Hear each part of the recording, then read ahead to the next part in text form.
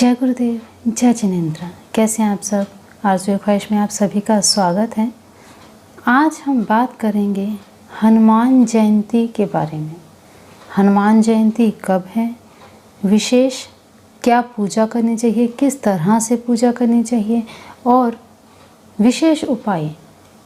आज के इस वीडियो के माध्यम से आपको टोटल 7-8 ऐसे उपाय बताए जाएंगे जिन्हें आप हनुमान जयंती पर कर सकते हैं।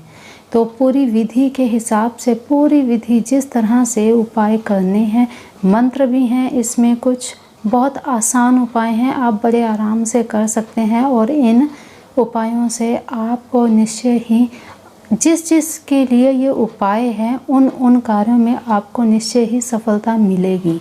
तो चलिए वीडियो आज का शुरू कर लेते हैं। इससे पहले आपको ये बता दूं कि पूर्णिमा पर कल ही वीडियो अपलोड की है, उसे अगर आपने नहीं देखा तो ज़रूर देखिएगा, क्योंकि उसमें भी पूर्णिमा के दिन खास क्या उपाय करने चाहिए, किस तरह से पूजा करनी चाहिए, सारी जानकारी उस वीडियो में आपको मिल जाएगी। तो चलिए अभी हनुमान जयंती के बारे में बात करते हैं। देखिए, कार्तिक कृष्ण चतुर्थी के अलावा चैत्र शुक्ल पूर्णिमा भी हनुमान जयंती के रूप में मनाई जाती है। हनुमान भक्तों को एक दिन पहले ही हनुमान जयंती मनाने का अवसर प्राप्त हो जाता है। एक दिन पहले ही व्रती को शाम को भोजन नहीं करना चाहिए। दिन ढलने से पहले भोजन कर लेना चाहिए, रात्रि को भोजन नहीं करना चाहिए। इस रात्रि में ब्रह्मचर्य का पालन करना चाहिए और पृथ्वी पर शयन करना चाहिए। दूसरे दिन प्रातःकाल उठकर अपने स्नान आदि से फ्री होकर पूरे विधि विधान के साथ हनुमान जी का पूजन करें। लेकिन हनुमान जी का पूजन करने से पहले अपने इष्ट देव गुरु जी गणेश जी महाराज का पूजन करने के बाद श्री राम सीता लक्ष्मण जी का पूजन करके फिर हनुमान जी का पूजन करें। पूजन में लाल वस्त्र, पीला वस्त्र, केसर युक्त चंदन, सूत का यज्ञोपवीत, कनेर या अन्य पीले पुष्प अथवा फूल, केला, लड्डू आदि मिष्ठान आदि अवश्य होने चाहिए। फिर इसके बाद हनुमान जी के मंत्र का जाप करें, हनुमान चालीसा पढ़ें, रामचरित्र मानस के सुंदरकांड का पाठ करें। सभी कार्य करने के बाद में हनुमान जी की आरती करें।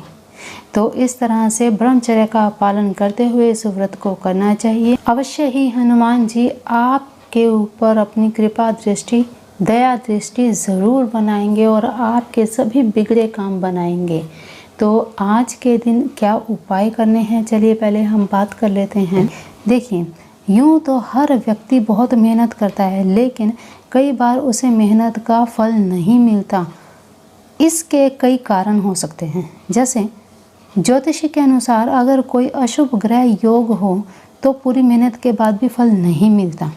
ज्योतिष शास्त्र में अशुभ ग्रहों के प्रभावों को दूर करने के लिए बहुत से उपाय बताए हैं। आपको आज यहाँ पर कुछ ऐसे उपाय बताने जा रही हूँ जिन्हें आप मंगलवार, शनिवार या अभी हनुमान जयंती आ रही है, बहुत ही शुभ अवसर है ये, तो इस दिन आप इस उपाय को बड़े आराम से कर सकते हैं। देखिए, कैसे भी किसी तरह का भी संकट आपके ऊपर है तो आपको ये कार्य अवश्य करना चाहिए। मंगलवार और शनिवार को किसी भी हनुमान मंदिर में 11 काले उड़द के दाने, सिंदूर, चमेली का तेल, फूल और प्रसाद जाकर चढ़ा दें हनुमान जी के सामने।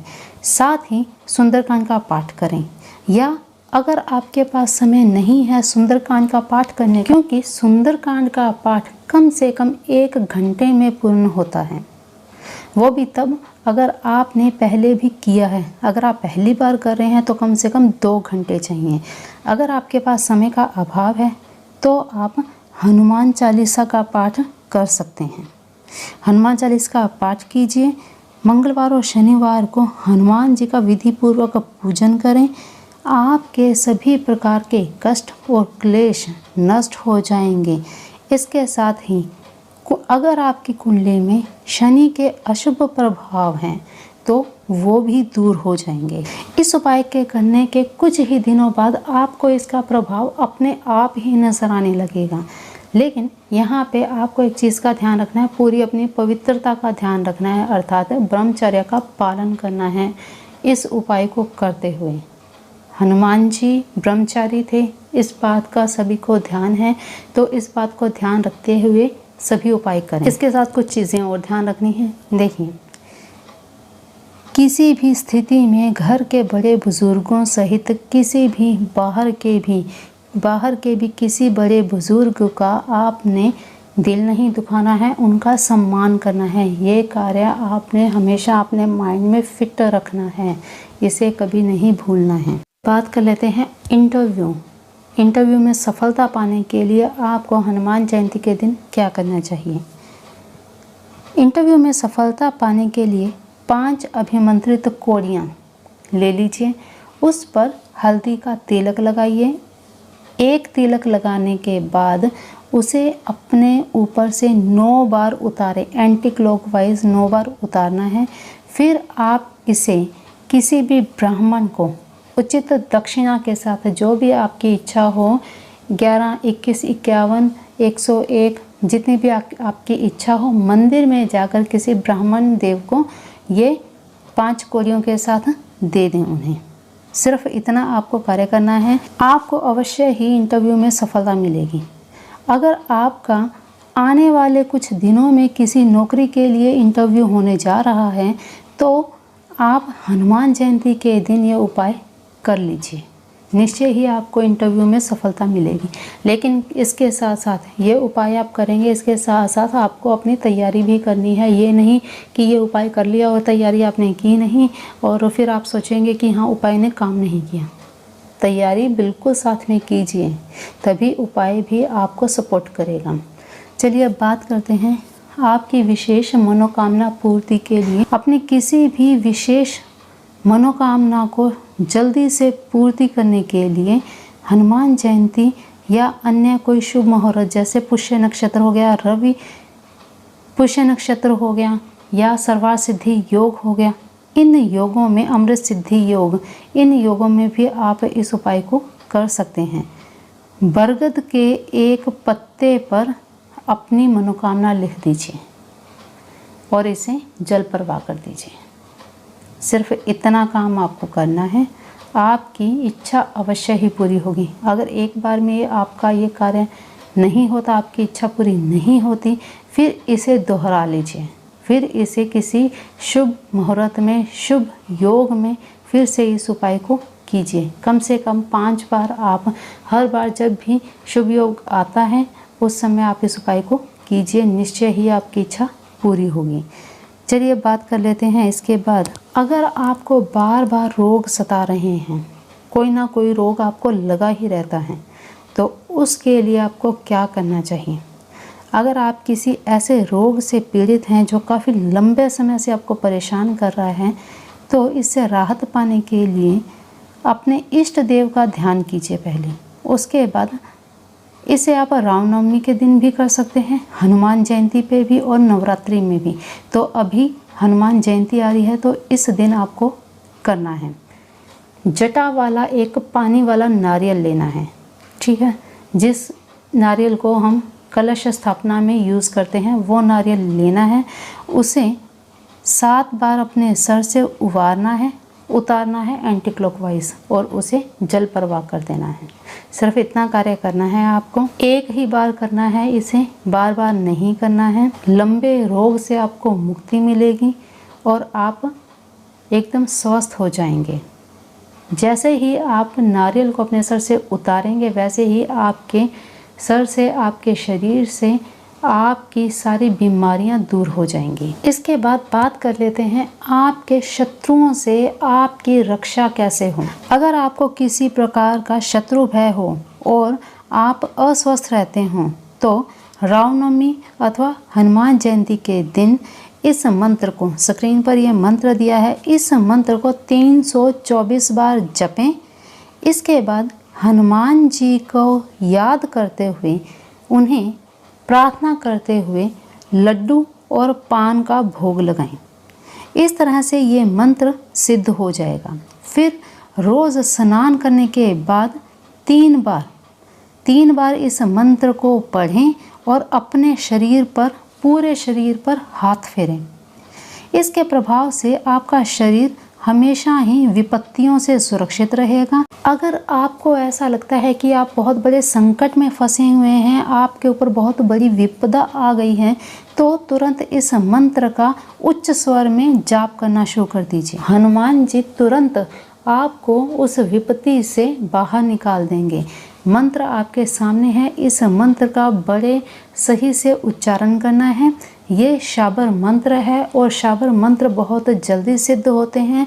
शाबर मंत्र को सिद्ध करने के लिए, इनका पूजन करने के लिए, माला को जाप करने के लिए कुछ चीज़ों का, कुछ बातों का ध्यान रखना बहुत ज़रूरी है।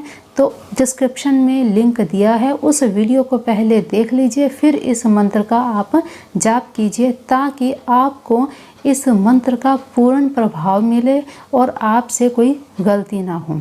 ठीक, तो इस मंत्र को आपने इस तरह से करना है। ये एक रक्षा मंत्र है जो कि हनुमान जी कवच बनकर आपके शरीर की रक्षा करते हैं।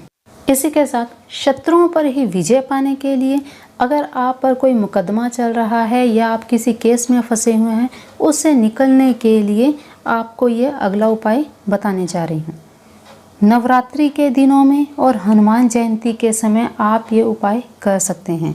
हनुमान जयंती के दिन बजरंग बाण के 7 पाठ करें। 7 पाठ करने के बाद हनुमान जी को लड्डू का भोग लगाएं। लड्डू का भोग लगाने के बाद साथ ही कपूर पर 5 अखंडित लौंग, फूल वाले साबुत लौंग कपूर पर जला लीजिए। जलाकर उनकी भस्म बनाकर उसका तिलक अपने माथे पर लगाएं। इस प्रयोग से शत्रु शांत होते हैं, मुकदमे में सफलता मिलती है और आपके अंदर आत्मविश्वास बढ़ता है, आपके अंदर सेल्फ कॉन्फिडेंस बढ़ता है इस उपाय के करने से।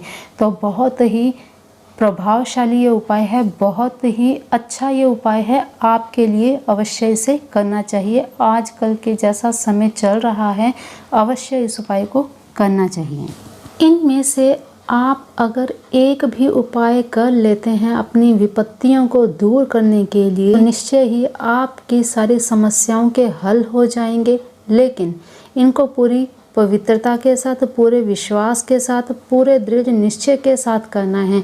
और इन उपायों को करते समय आपने इसके बारे में किसी से जिक्र नहीं करना। देखिए, कोई भी उपाय करने से पहले उसकी किसी से ज़्यादा चर्चा नहीं करनी चाहिए अपने दोस्तों, मित्रों, रिश्तेदारों में, क्योंकि अगर आप इन उपायों की चर्चा पहले कर लेते हैं और उपाय बाद में शुरू करते हैं, तो हर एक के अपने अपने विचार होते हैं, हर एक की अपनी ऊर्जा होती है जो वो आप तक पहुंचाते हैं और आपके उपाय फलित नहीं हो पाते। इसलिए गुप्त रूप से सभी उपाय किया करें।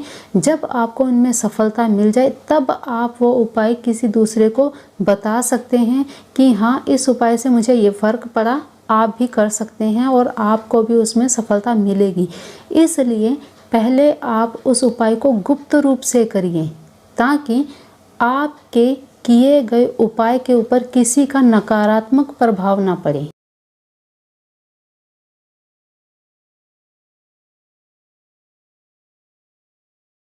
तो इन बातों का ध्यान रखते हुए उपाय कीजिए और इन उपायों से अपने जीवन को सुखमय बनाइए। तो अगली जानकारी क्या होगी, इसे जानने के लिए चैनल को सब्सक्राइब करके बेल आइकन प्रेस कर लीजिए, ताकि इसी तरह की और भी इंफॉर्मेटिव वीडियोस आपको मिलती रहें। तो अगली वीडियो आने तक अपना ध्यान रखिए, मस्त रहिए, स्वस्थ रहिए, अपने अपनों का भी ध्यान रखिए। और हाँ, कोई भी चीज़ अगर आपको समझ नहीं आती है, आप कमेंट कर सकते हैं, फेसबुक पे, इंस्टा पे भी मैसेज कर सकते हैं, आपको हैंड टू हैंड रिप्लाई मिलेगा। तो चलिए अभी के लिए विराम देती हूँ। जय गुरुदेव, जय जिनेंद्र।